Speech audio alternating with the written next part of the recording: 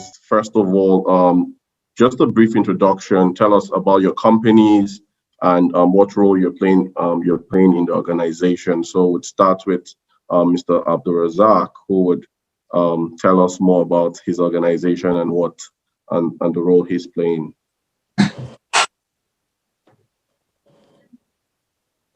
Thank you all. Thank you, Mr. Chair. Hello, everyone. I am Abdulrazak Adio, an architect and partner at SABC Limited. SABC Limited was a company that was incorporated in 2007. And interestingly, before that time, the three companies that make up SABC were actually running different operations. One was an architectural firm, the other one was an engineering, and the last one was the cost management firm.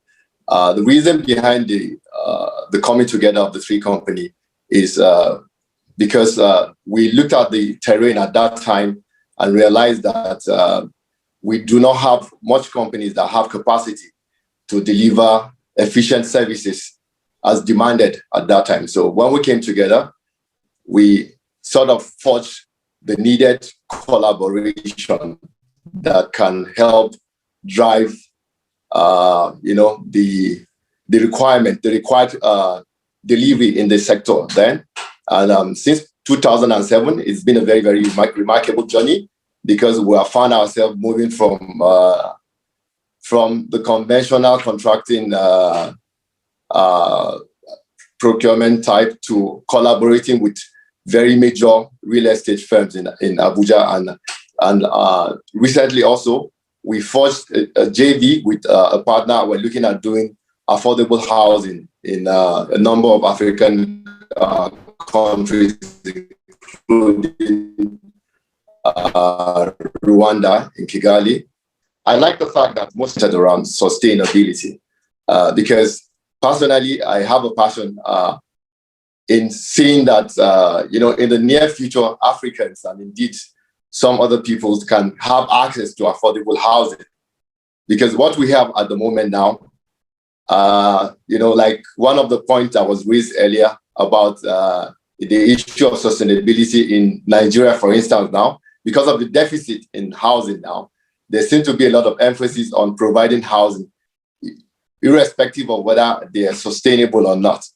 So, I mean, looking at the panel, and I think there's going to be a lot of benefit to my organization, and I think I can take in a lot of, solutions from what the members of the panel has to offer today in moving ahead along the right stride, especially because of the inroads that we're beginning to make in the sub-region. It's a pleasure to be here, and thank you all.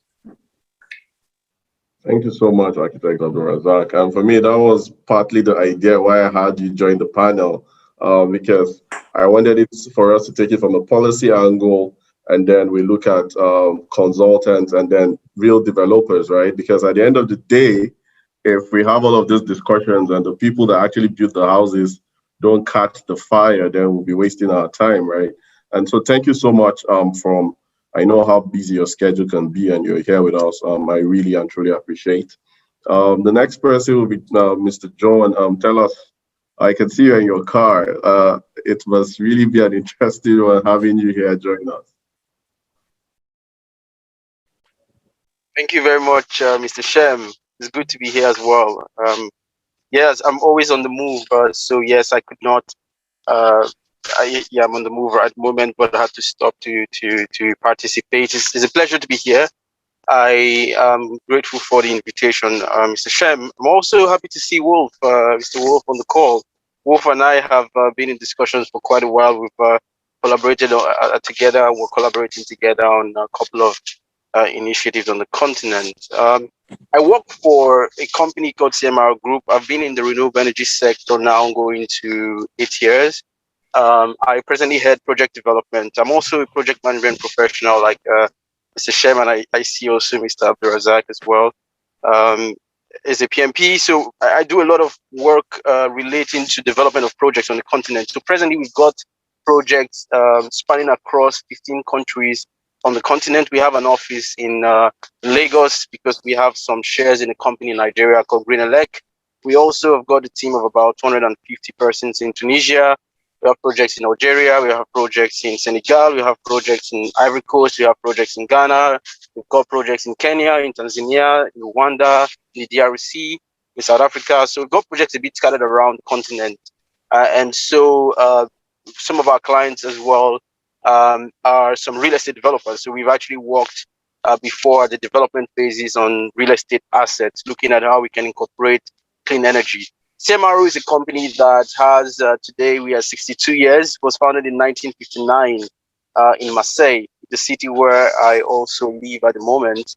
And we have 13 subsidiaries around the world, including in China, in India, in the United States, in the United Kingdom, in France, our headquarters, in the Philippines, in Thailand, in South Korea, just scattered around in different parts of the continent, in 4 continents today, and we are looking to expand as well to more countries. We work across the spectrum of the energy space, so from solar PV and hydro solutions. So we've got a company in Switzerland that is specialized in hydro. We also have experience and expertise in sustainable diesel generation facilities. So we work a lot with sustainability perspective as well on thermal plants. So we work today on nuclear, we work in marine vessels, on the control systems. We work across the spectrum on other source of generation, offshore wind, for instance, because we have expertise in oil platform development. So I'll stop there. Happy to go into the topic of sustainable real estate, because we are confronted regularly on with clients, or we work in collaboration with clients that want to transform to sustainability their renewable energy assets. So I've worked on projects in Zanzibar like that in the past, and projects in Kenya, projects in Ghana. Nigeria for us is a strategic market. I grew up in Nigeria. I grew up in a housing estate. I've been involved in real estate as well in Nigeria.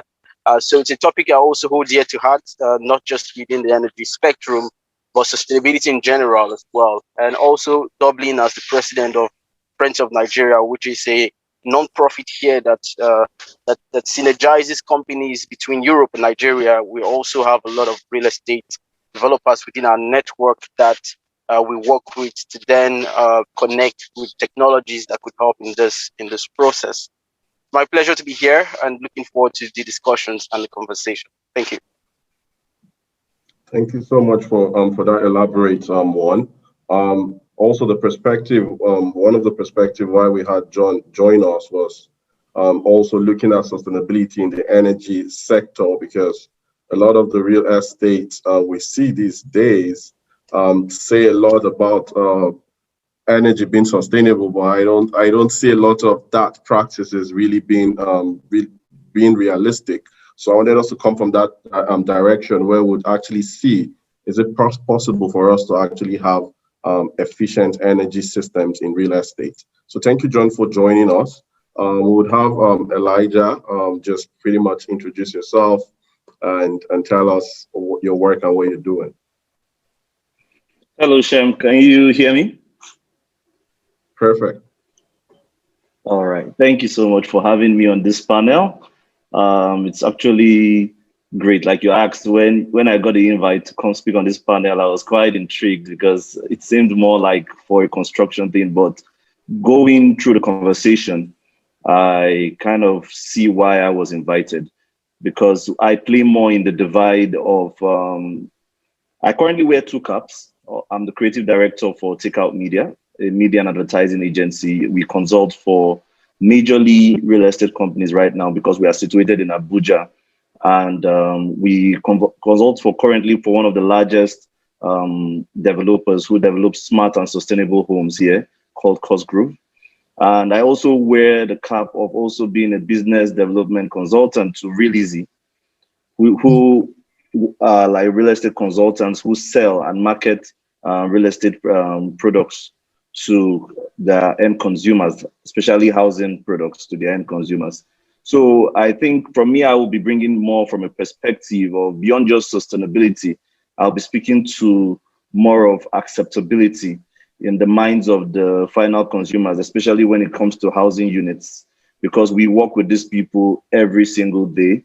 And also while working in TakeOut Media, working with our clients, who build sustainable and energy efficient homes, what I find out is also helping them develop the sustainability report that they will publish, and watching the progress through the years and seeing the challenges that they've also faced. I believe that would also enable me bring adequate contribution to the conversation on the panel discussion, and also being a target market myself, looking to get the sustainable home. I'll also be able to give a consumer perspective to this conversation. Thank you so much for having me. Thank you so much, Elijah. Personally, I don't have a doubt that your contributions on the panel would be very, very insightful.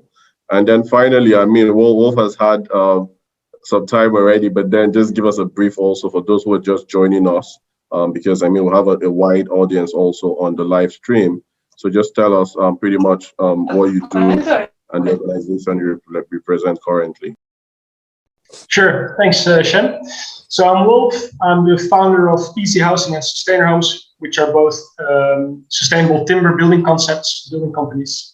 I'm from the Netherlands. I currently live in Uganda, where I also do some business development for a renewable energy company on the side. And I'm setting up some pilot projects for Easy Housing in Uganda, as well as other potential markets, which are Mozambique, Kenya, South Africa, but also outside of the continent, in Bangladesh and in Colombia.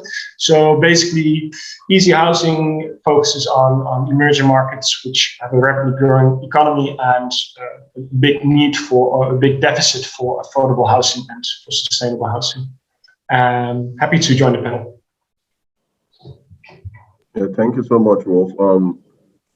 When I also sent out the invite, a lot of people asked, does Wolf have a lot of information around the Nigerian housing industry?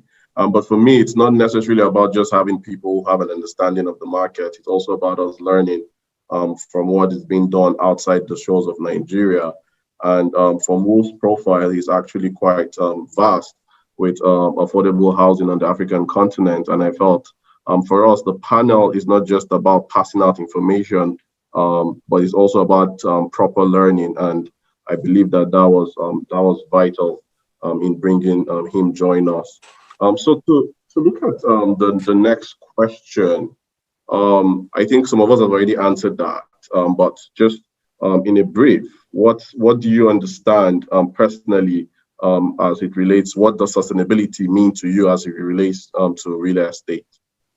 We can take it based on how we appear on the screen. Wolf, Elijah, John, and architect Razak. Sure. So sustainability in housing for me, it's about looking at the materials and the methods used from a holistic perspective. And previously, sustainable housing in many people's heads just implied putting some solar panels on the roof, right? And then when you put some solar panels, your home is sustainable. But well, I just mentioned the impact figures of the construction industry. So when you look at the housing sector, there's so much environmental but also social impacts which should be improved, and that's where circular economy, so also circular construction methods and also bio-based economy comes into play. And I think when we integrate those in the construction industry, as well as taking the social sustainability into account, so making sure that housing is also providing a sense of community instead of just straightforward bulk housing. That's also a very vital part of sustainable housing. Thanks. Thanks.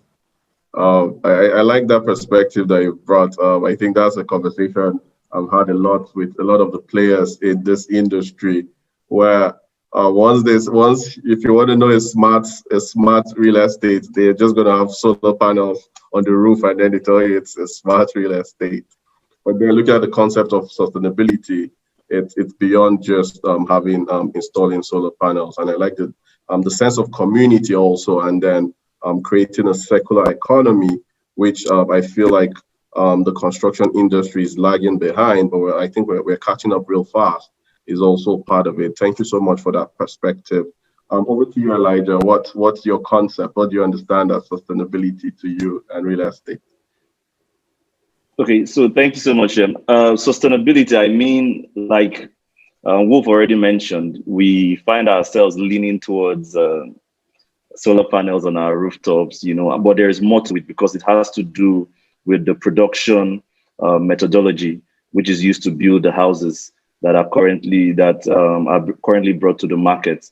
And we found out that by the impact statistics that 8% of the global CO2 emissions come from concrete, right? So sustainability has to do with the entire production methodology that is used to develop these houses, and also the design methodology for energy efficiency and performance that will help the house be sustainable in the long term, because we can't have sustainable houses that are made with materials that, yes, might not negatively impact the environment, but would not necessarily be durable in the long term, which has been the fear of many homeowners, and which has been the reservations of a lot of homeowners. Like when you mention the use of wood or the use of trees, you would find that that's common in more developed climes. But when we speak to the Nigerian market, people shy away from it a bit, because I remember being in a conversation with someone regarding this, and they told me someone will punch my wall. A thief will be able to punch their hand and put their hands into my house, just from a single punch on the wall. And it sounded quite funny, but that's just the perception that we are dealing with in the market. But because due to my understanding of the production process and the interaction of greenhouse gases with the environment, I know that sustainability goes beyond just renewable energy. But how does that relate to the consumer? How do we better communicate that to the consumer and help them be concerned with what we are concerned about, or else it will just remain an esoteric conversation between us professionals in the field?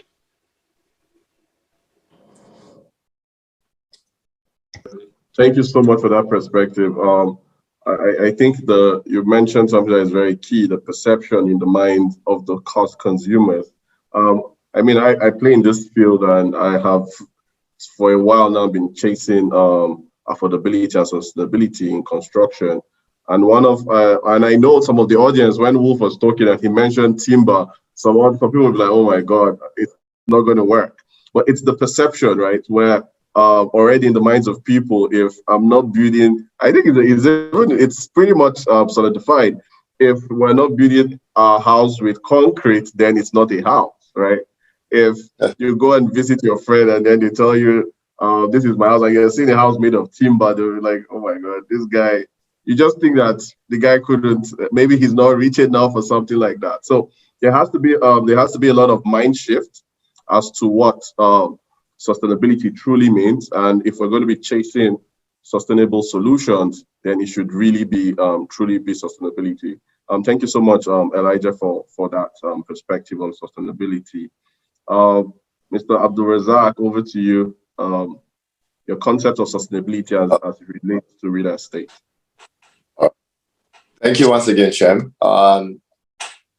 Talking about sustainability, I think I would like to start by looking at unsustainable current practices. If we look around us now, we'll see like we have very similar type of construction going on. And when we look at time immemorial, before technology set to this very high speed, there were solutions for housing. Those solutions that people had in the past were natural solutions, which were sufficient to provide, the basic shelter needs. And in saying this, the concrete thing that we're all talking about now became like a preferred material, and like Elijah rightly pointed out, and it accounts for one of the major. It accounts for the major energy consumption, especially in this sector. So I think for me, sustainability is looking at it from the perspective of architecture. It's a responsive architecture that seems to minimize the negative impact of what do you call it, of buildings, in such a way that you can have a minimal use of materials and technology, and try as much as possible to reduce the lifetime cost of project and of building, so that at the end of the day, you wouldn't be too saddled with the responsibility of recurring cost. Because initially, unfortunately here, a lot of people, when they look at the cost of project, they look at the initial cost. They don't look at the lifetime cost, you understand? But with sustainability in place, it might be expensive initially, but at the long run, you have a solution that is actually more viable in terms of getting the right return on your investment.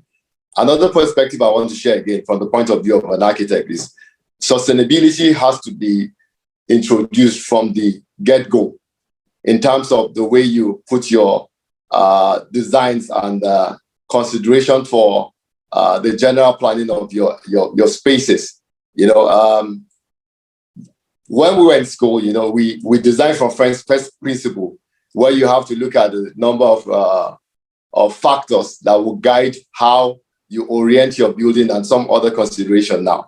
But no one actually does a lot of those kind of things anymore, because we feel like those things don't really matter. But if you go back and look at those elementary stuff, they are there to guide you in ensuring that you get the best out of the decision that you take in design in such a way that at the end of the day, you minimize the impact, the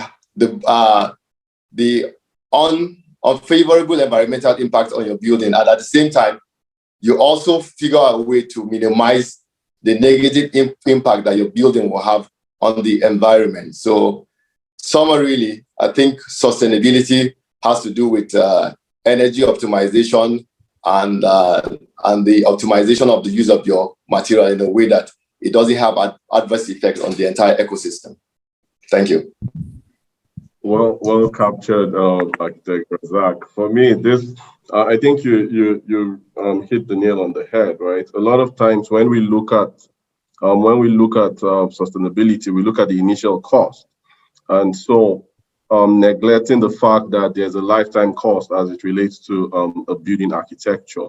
And then also, you rightly mentioned the building orientation. For me, it's amazing how we are now coming back to the rudimentary stuff in terms of sustainability, where a lot of times you see real estate companies making presentations and nobody is talking about the orientation of the building as to taking advantage of natural lighting, so I don't have to turn on my lights during the day, or natural ventilation, so I don't have to use a lot of air conditioning during the day. A lot of those stuff seem to have been neglected, but in recent conversations, more people are now going back to the elementary stuff of just how a building orientation can go a long way into reducing your energy consumption. So well captured, Architect Razak. So John, over to you. What's your concept of sustainability and real estate? Thank you, Shem. I think it's all been said. So I'll just maybe summarize, touching on all the various points. So maybe we relate it to the triple constraint, or what we could call in project management triple constraint. So the cost, talking about the life cycle. So looking at the life cycle impact of the project, it's also important to consider the quality, or some people would say the scope, and also the time. So time brings into consideration the life cycle. It's relevant today, but is it relevant in the future? These are some of the questions that this triple constraint would make developers, technology enthusiasts, or even customers within the sector ask in order to determine if a project is sustainable. So if it's relevant today, would it be relevant also in the future? Is it easily adaptable in the future? Another thing is holistic perspective, which looks at the scope, and Wolf also mentioned this, and I think all of the other speakers talked on this as well, as not just considering the project itself, that's the impact of the project, but also the impact beyond the project. So what is the positive externality of the project? Or what is the negative externality of the project? Also looking at, in terms of holistic perspective, you're also considering other factors, not just one area. So some people would focus on energy, but energy is not all. There's also water. And today, if there's anything that is scarce in the world that's going to become the next gold, it will be water, because water resources are becoming increasingly scarce. So the question is, how do we manage water? How do we manage energy? Beyond that, how do we manage other areas as well? Beyond just water and energy, space. How do we manage the space upon which the land is located? Shem mentioned, for instance, talking about how do we maximize natural light, natural wind, natural airflow, etc. So that brings us to the point on holisticness, or the holistic part of looking at this project. So sustainability is about being holistic, looking beyond just one area, considering everything as a whole, not just the impact of the project in itself, but also the impact on the project's environment. It's also about life cycle consideration. So what is the impact today, but what is also the impact in the future? Because if we look at what brought us to this topic of sustainability, is because those in the past, the industries in the past, focused on production at the expense of the future, not considering the impact of the project in the future, or again, of course, technology was not available at the time to also consider the future. But today we're suffering the good and the wrong mistakes of the past, which is also a topic that sustainability cannot ignore, is what is the impact of the project in the future. So just to summarize quickly, even if we come from the perspective, I come from the energy perspective, looking at the energy perspective, but sustainability is also about collaboration, which is why we're all around the table today, architects, developers, construction engineers, energy experts, building construction experts, because sustainability cannot be done by only one stakeholder. We also need government, we need the private sector. So that's where the holistic part of looking at things comes in. No one can do it alone. There's got to be collaborative effort, which is why sustainability is also an interesting topic, because we all need each other to succeed in making it happen. Thank you. Thank you so much. Thank you so much for your perspective. I like the point you hit on collaboration and it being a joint effort. This will actually take me to the next question, which I think you answered a bit of, where I think I've been on the other side of the table that have said, you know what, forget about sustainability, just try and close the huge housing deficit. So earlier on, Mr. Abel mentioned that in Nigeria, we have between 17 to 20 million housing deficit. And my argument was, if concrete is the solution for this, use concrete. If timber is not going to work, just use concrete and get it done. But do you believe that that's a valid argument, that forget about sustainability, go ahead, close the huge housing deficit with whatever is available, and then when we get to the future, we can talk about sustainability? Do you think that's a valid approach? Because why I'm asking this question is, a lot of African countries and Nigeria also have looked at the high cost in terms of pursuing sustainability initially, and we don't seem to be emitting a lot of carbon. So why should we be talking about sustainability this early in the discussion? So we could still go the same way, the same flow we used earlier.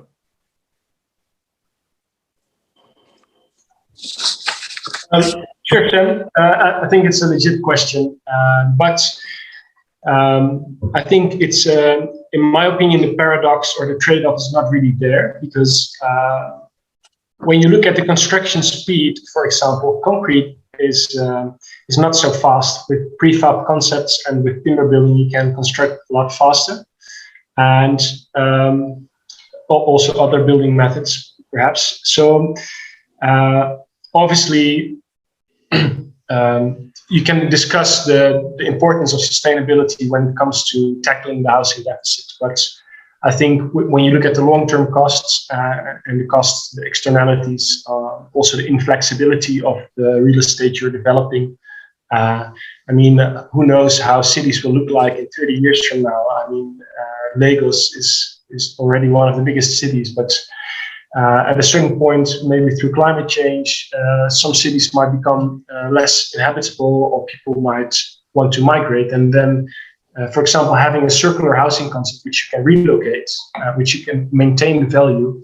I think when you look at maintaining value in like 50 years from now, many of the coastal cities will suffer from the consequences of climate change, And then if you see that you could maintain the values at that point in time, instead of having to abandon your home, it's also a way to look at it. So I'll stop here. I like that perspective. The fact that when we're looking at movable homes, I think that's a concept that a lot of times we've not actually looked at. But that's an interesting point would take up further as we go on. Elijah, want to say something on this one? Yeah, thank you, Shem. I think the question already starts with a premise that I believe that Wolf was already speaking to, which is the premise that the answer to the housing issue, it's more of a problem that could only be solved with the use of concrete, right? And like Wolf has already mentioned about the fact that speed to market is actually easier when you use other sustainable materials. And I think that should be considered, especially when we want to solve, especially when you're looking at social housing, really. Because when you're looking at social housing, you're looking at speed, you are looking at durability, and you're looking at costs. Because the gap keeps increasing every day. It keeps increasing over time. And it seems like you mentioned earlier, the response rate is still remaining within that figure. People are still producing. As a matter of fact, I recently had an experience. A friend of mine working with one of the global organizations that funds sustainable housing reached out to me.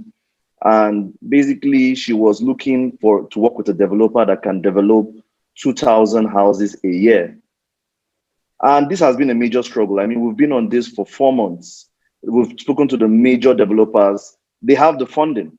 They are looking for the right funding partner. We've spoken to the major developers in the market, and all we've been able to see is 400 houses a year, right? So there are some people that are doing 200 to 200 houses in 6 months. And I saw that limitation. I was like, okay, so how many? And this really got me searching into the market, like, okay, what's going on here?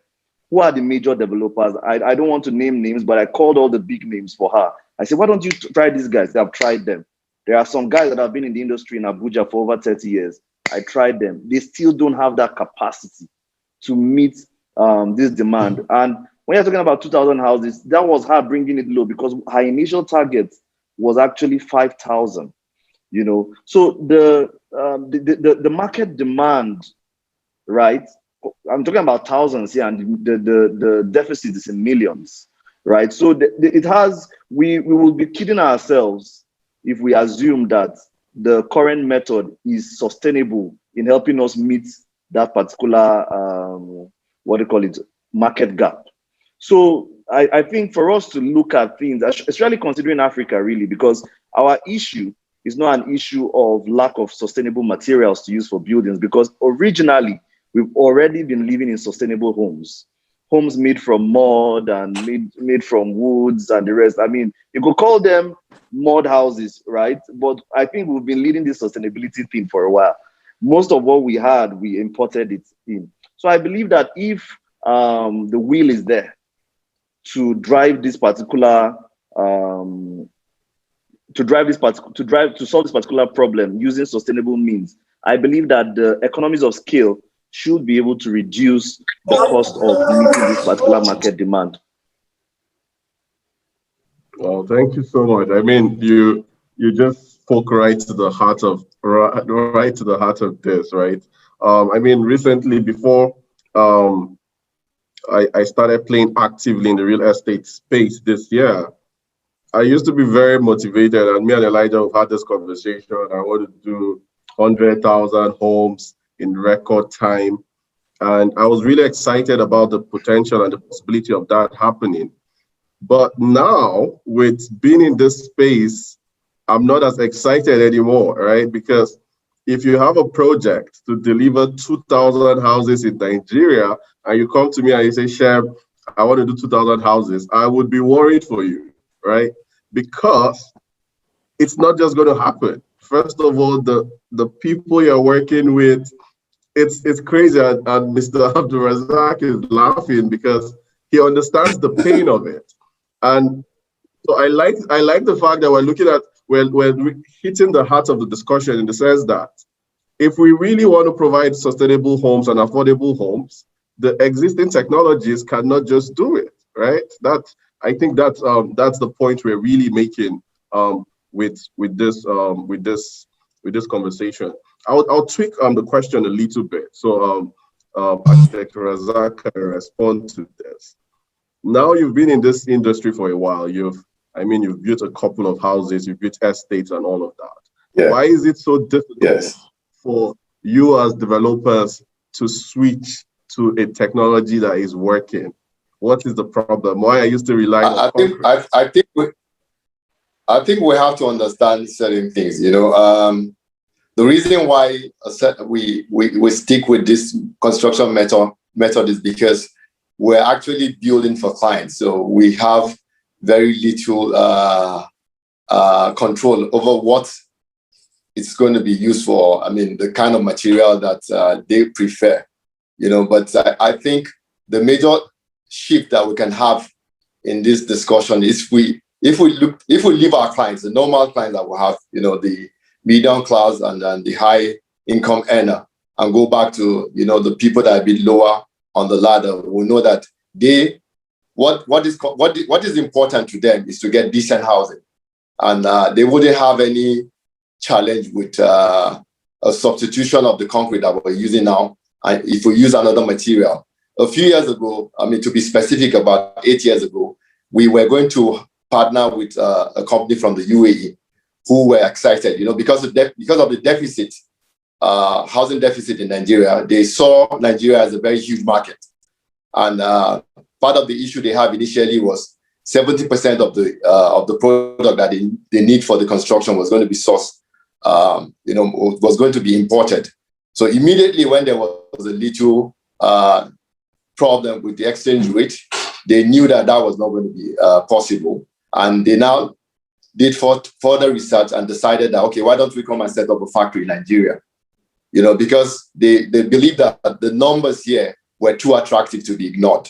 So they tried very hard to see how they can acquire a land and set up a factory in Lagos. Unfortunately, government policies did not help them, and they had to pack their business and go to some other African country where they had a more willing government to allow them to come in and explore what they want to do there. So I think, Chair, in the sector where we play right now, I don't see us having that ability to change the material that is currently being used. However, I think we need to invest more in material technology.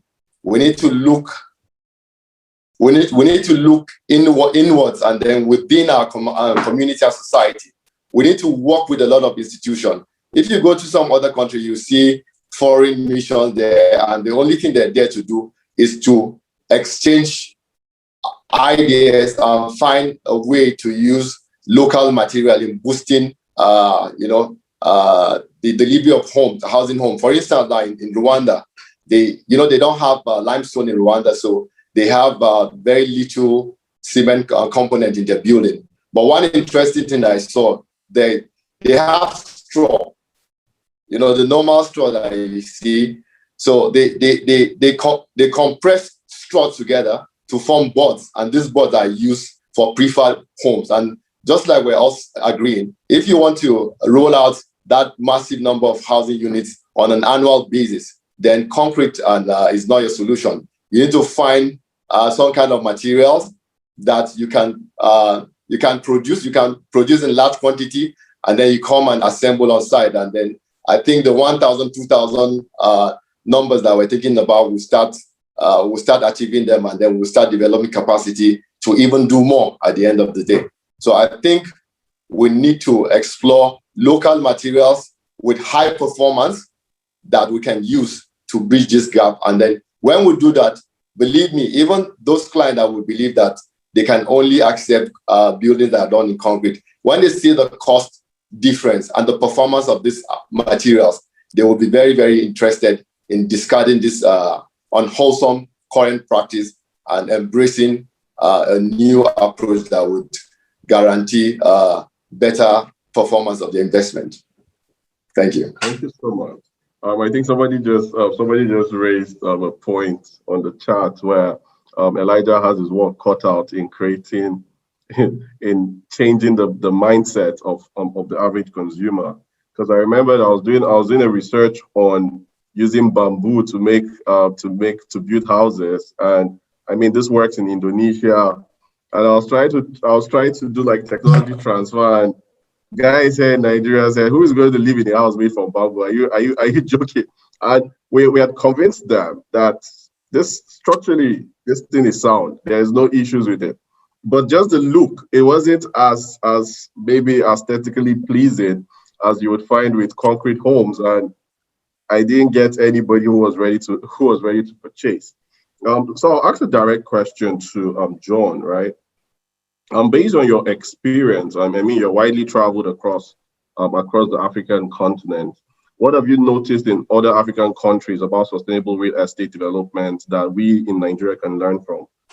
Architect Abrazak mentioned Rwanda, for example. But have you, in your travels, seen certain concepts that we could actually learn here in Nigeria? Thank you, Shem. I also find Rwanda interesting as well. I've visited and some of the largest projects there, including the Vision City, which is the largest real estate development in Rwanda, and also understudy the concept. I think I would bring forth one of the conversations I had with one of my previous clients. We were developing a 1.1 megawatt solar plant for a sustainable real estate development in Zanzibar. And this project also has incorporated timber building initiatives as well. And the developer told me this is the CEO of the company that has developed. They are presently developing 4,000 units. They've done the first phase. It's a project that whenever you're in any one of us in Zanzibar, I'm happy to arrange a visit. And what he said was simple. Construction has real estate has to move from construction to production. Because construction is time limited. You cannot expand the time that concrete needs to cure, right? So we need to now begin to manufacture houses, not construct houses. So this was his concept, and he brought this philosophy to Zanzibar, and he's now trying to democratize the use of wood and timber in not just Zanzibar, but also in Tanzania. And that's the same thing Wolf is doing as well in all the projects he's working on. Because when you can go from construction, we go from construction to production, we find out that we can then meet this target, these numbers of closing the real estate gaps. I've visited some of the largest real estate projects on the continent, from 10,000 acres or 4,000 hectares in Kenya to about 2,500 hectares in Ghana. So different of these projects, developers are also considering sustainable real estate from different perspectives, either the use of water, integration of electric vehicles in the houses, so to allow for sort of like a microgrid, or what we can call a prosumer approach to energy management, to developers that are considering not just production of electricity or the use of water, but also the waste management, so using waste as a way to produce energy. So I've seen across the spectrum from one country to the other, but one thing stands out, that if there is no policy and awareness, so policy on the side of the government, awareness on the side of the buyers, because the project in Zanzibar, one of the reasons for its success is because there's been a huge buy-in from the foreign community, so either Tanzanians or Zanzibaris in diaspora, who have actually seen that this technology works, right? But from the locals, the buy-in has been very low. So perception is a big issue. Elijah already talked about that, and it has come out a lot of times on this particular panel. So perception is important, and it will also continue to be a limiting factor if we don't take concerted actions to work on that. So as developers, I think, or as technology providers, we also need to invest in awareness and in education as part of our strategy in whatever markets we play in. And this is also what has made the success of some of the sustainable sustainable real estate projects I've worked on, or had the chance of working with from the energy perspective in Africa. If you look at certain countries, in Kenya, for instance, there's been the first EDGE certified building is starting to become very mainstream. So gradually, there are even some counties in Kenya that have made a decision to only go sustainable with respect to buildings. So to only approve buildings that are sustainable. There's one of such counties in Kenya. We see South Africa has made a lot of progress, Mauritius as well. But across every part of Africa, every country in Africa, there's still this high level of doubt with respect to, especially with respect to consumer behavior, consumer acceptance of sustainable technologies. And the way it's going to happen is if developers should show that it can work, and which is what is happening in Zanzibar. One of our development partners as well in Ghana, he's presently implementing 10,000 beds of student housing. I've visited the project in Takoradi, and which is also powered by solar. The electric street lights are powered by solar, and there's also water processing. There is conversion of waste to energy in such projects, and it's production. He's simply manufacturing the building. So there's not a lot of concrete use in those buildings. So the technology being used, and the only way he could raise the money was from DFIs, foreign DFIs, because the local banks were quite reticent about, of course, the technology, etc., etc. But so we need to do a lot of awareness. It's happening. It's not happening at the pace we want it to be, but we can actually do more for it to happen, not just in Nigeria, but also in other countries. And it's starting to happen. The wave is starting to happen, and it's going to continue if we continue to create the right awareness, attract investors, because investors most times also detect the tone. So investors need to also buy in the project. If it's an off-plan project, obviously the consumers are anchor investors as well. So we need to educate consumers, and we need to show that it works. And once people begin to trust the technology, in Tanzania now, that is starting to happen because this developer is now going into wood. They want to go into wood manufacturing in Tanzania so as to actually democratize the concept, and people now see it works. I've actually stayed there many times, so I've stayed in those buildings. They are very energy efficient because you don't need any cooling or heating during the day because the buildings are designed in such a way that air flows naturally. So now people know that it works, and so they're more convinced to buy. So this is what we need to make happen also in Nigerian market, where people can see that there's some projects that are already sustainable and that are working, that are cost effective, and then it will be easier to then deploy more projects. Thank you so much. I think you did justice to that. I think Mr. Abel also mentioned that construction shifting from really the buildings, shifting from just construction on site to production, which I feel has made the construction industry lag behind in terms of catching up with the manufacturing or the automobile industry, where a lot of everything happens off-site in the factory. And I'm an advocate for that, really. For us to truly build houses en masse, then we would have to shift to a production mindset. And I also like the fact that you brought up the concept where developers, one way, and I think that's where I might not agree totally with Architect Razak, I would also want to see more on the side of the developers in trying to champion some of this concept. A lot of these developers have made a lot of money in Abuja, for example, but I'm not even seeing them build prototype homes using sustainable materials to educate the public on what can be done. So I would throw that question back to Mr. Abdulrazak, and then I would ask Wolf a question, but I want Abdulrazak to answer that. Developers are making a lot of money. I'm not seeing you guys put prototype of this sustainable homes up. What's happening? Thank you very much for that very good question, Shem. I think at the moment there seems to be some kind of competition in the industry. So everybody's focused on delivering a certain kind of household. But deep inside us, we're not very happy about what is going on because we feel there's a certain strata in the society that are neglected.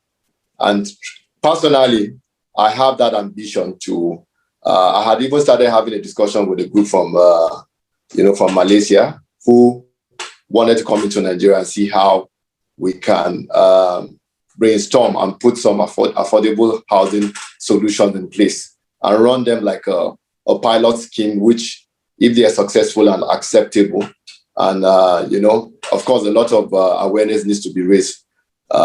If we do that, I believe that other people too will take a cue from what we're trying to do and see how we can move away from this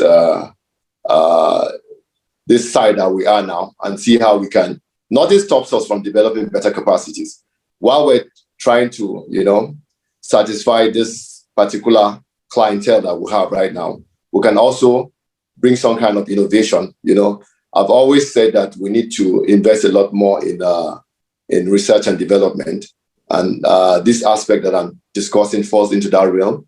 So if we do that, I believe we would be able to meet the expected goals that we have set. But the only thing that I noticed again is there doesn't seem to be a sense of urgency in this thing. So we need to be a little bit more urgent in delivering this. And if you're working with anyone that is not within here that understand the peculiarity of the Nigerian situation, they find it very difficult to move in here and start doing something.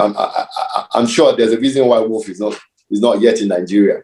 You understand? He's in a lot of other African countries, and gradually, Nigeria being one of the biggest markets, is not yet here yet. But I think things doesn't get here. I would be happy to explore it.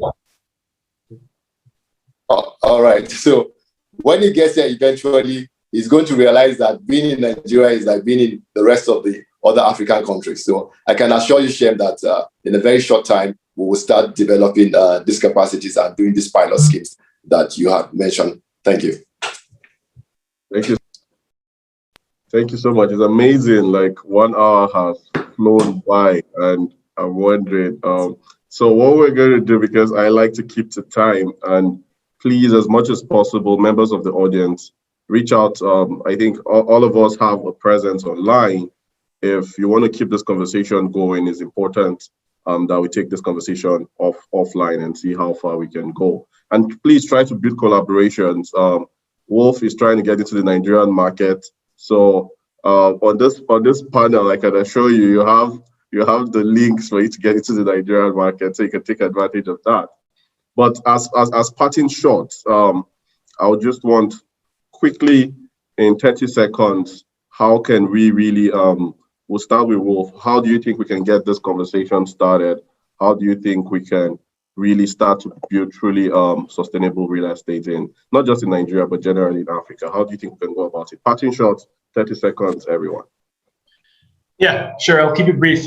So I think the most important thing is for everyone involved in the construction industry to realize that if they don't adapt to sustainable building practices, they will be out of the market in 10 years from now, right? So, and especially in building, it takes time to learn new methods, and it's just like in the energy sector. If you don't adapt, then you'll see yourself die out in the coming decades.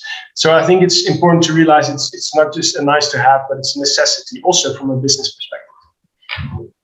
That's it. Elijah, over to you. Funny enough, you can see that you have a lot of responsibility on your shoulders to push this message out there. So tell us your parting shots. Where do we start from? So I think, yes, we should explore alternative construction methods and build in such a way that we can progressively reduce the use of materials that deplete the environment. That's a given. But, we need to be progressive in our approach. We need to be progressive in our approach in order to attain acceptability in the market and in the minds of people. So, because one of the things Wolf has mentioned is the fact that, yes, we might bring in these methods, but also that knowledge transfer too is an issue, because you have to now also get the local talent that will be able to replicate whatever it is that you're introducing to the market and scale. So if we want to build 2,000 homes, because currently, Shem, I represent a company in Nigeria called Propeller. They do massive developments within a very short time. They have a partnership with financial partners in China, and they currently finance massive projects.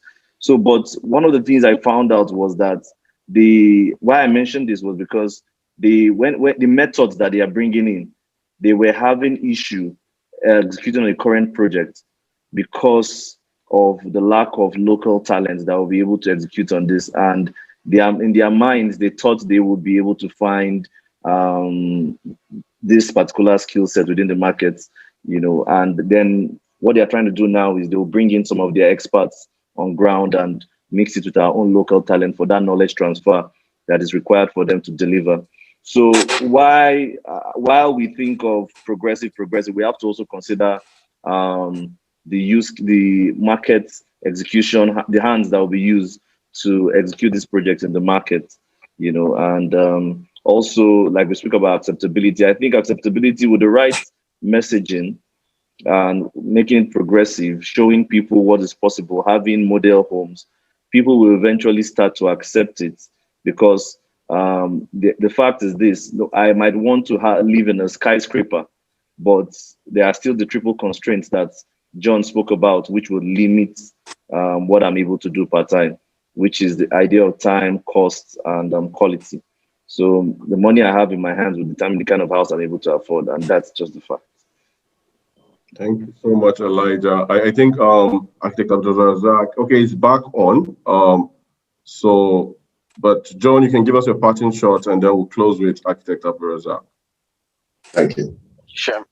All right. Thanks to all the panelists as well. It's been a great session. So from my end, I would say we should collaborate more.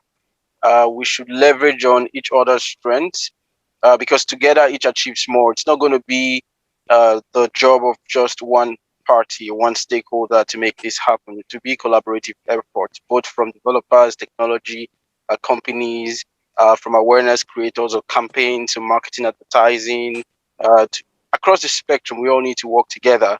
We also should, in the light of collaboration, work in a global approach. So local implementation, but looking at things from a global level. What is being done elsewhere? And on the continent, there's a lot going on. There's a lot happening in Nigeria that we can also teach to other parts. Continent, yes, I've seen a lot of synergies that can happen across that spectrum. There's also a lot happening elsewhere that we can bring also within the Nigerian market. So we should, collaborate more beyond the shores of the country, because there are things going on, and these developers, there's none of them that doesn't want to expand their market reach. And if they find the right partner, they'll be happy to come into the Nigerian market. And I guess it's the same thing that Razak talked about going into, for instance, right now setting up in the Rwandan market. So let's do more of this. Let's work together. Let's collaborate more. Let's leverage more on each other's strengths. And then let's make this happen, because it's going to happen in any case. It's going to happen because there's increasing investment in that space. I can tell you that because I'm in tune with the global finance industry with relations to sustainability, and very soon concrete as it is today will be phased out. There's a lot of investment going on in new technologies that can replace this, from Bill Gates and other global investors. So we would somehow have to get ready for that or get run over. So one way we have to adapt to the changing global narratives, and the only way we can do that is to collaborate more. So we collaborate and not compete. Let's work together to make this happen. Thank you. Thank you so much. I think you also spoke right to it. There's a lot of financing that's coming from ESG financing, for example, for this kind of development. So it's either you adapt or you fall off from the train or from the market. Mr. Abdulrazak, are you still with us? You can give us your yes. All right. The issue of the finances that are available to drive this particular sustainable approach, I think there's supposed to be some kind of heightened investor pressure. If the funds are available, they need to be emphasized that you must meet certain criteria to be able to do that. There's a lot of Nigeria is a virgin land, for instance. Now, if people know that they can get this kind of funds, they wouldn't mind playing according to the rules. You understand? So lack of fund and using local fund has impeded the implementation of sustainable approach. If we bring in those funds that Shen spoke about from from societies where they've already developed these models. I think it will help us a lot. And I agree very much, 100%, that collaboration is very key to achieving these sustainable goals. And finally, I think intensification of the climate legislation will also help. So we need to reach out to people in the government circles that are responsible for policy formulation to drive this legislation, so that we will all be compelled at a certain time to start achieving the sustainable goals, rather than just keeping it a theory and just pushing it aside and waiting for it to happen whenever it's going to happen. If government throws its weight behind it, I think it is going to happen a lot sooner than we all expect. So let's keep collaborating once again. Thank you very much, Shen, for this opportunity. Thank you all panelists. Thank you so much.